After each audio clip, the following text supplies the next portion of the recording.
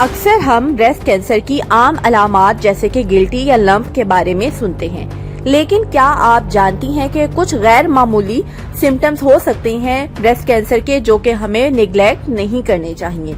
इनमें सबसे पहला सिम्टम ये है कि आपकी ब्रेस्ट निप्पल से ब्लड या येलो कलर का डिस्चार्ज आ सकता है, पर्टिकुलरली जब आप फीड भी नहीं करा रही।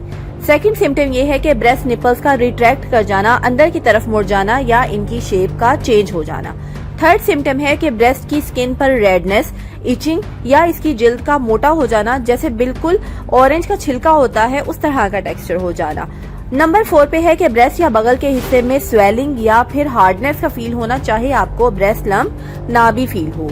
और नंबर 5 पे है कि ब्रेस्ट की साइज या शेप में अचानक तब्दीली आना, एक ब्रेस्ट दूसरी ब्रेस्ट से अगर साइज में या शेप में डिफरेंट लगे।